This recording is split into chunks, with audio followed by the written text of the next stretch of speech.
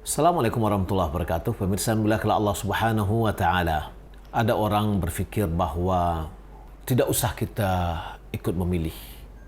Karena semua yang ikut itu semuanya adalah muslim. Biarlah itu kita serahkan kepada yang ada. Ada lagi mengatakan bahwasanya kita perlu memilih.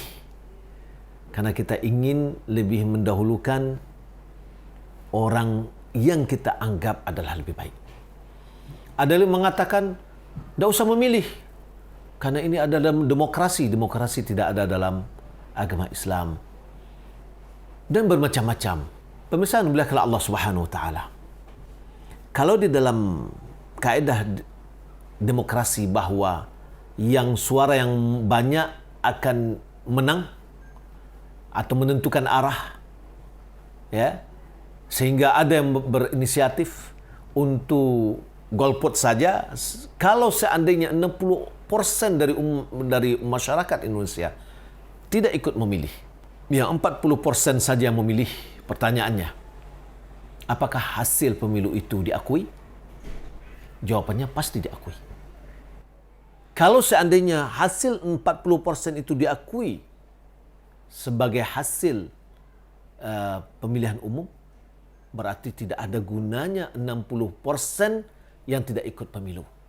Karena dia tidak memberikan pengaruh kepada hasil sah atau tidaknya. Yang kedua, jika seandainya tadi sudah kita katakan bahwasanya dia sah.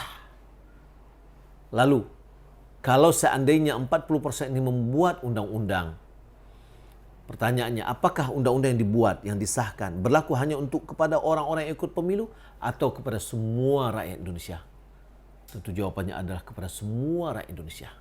Kalau begitu, tidak ada juga memberikan pengaruh kepada 60% yang tidak ikut pemilu. Karena dia harus tunduk kepada hasil dari 40%, baik perundang-undang dan yang lainnya. Maka dalam hal ini, ketika kita melihat mafsadah dan maslahah, mana kemaslahatan yang baik untuk kita? Tentu adalah dengan memberikan suara kita ikut di dalam pemilu. Yakni memberikan suara, voting, ya. Pendapat kita melihat bahwasanya si A, si B atau si C yang lebih tepat untuk menduduki tempat yang kita inginkan. Maka oleh karena itu, saya mengajak pemirsa melihat Allah Subhanahu wa taala, mudah-mudahan keikutsertaan kita, walaupun sebenarnya tidak wajib secara agama, akan tapi boleh dan ada konstitusionalnya, ada haknya sebagai seorang rakyat Indonesia untuk memilih, maka jangan golput. Ikutlah di dalam menentukan arah kepemimpinan kita pada yang akan datang dengan memilih salah seorang yang kita anggap lebih tepat.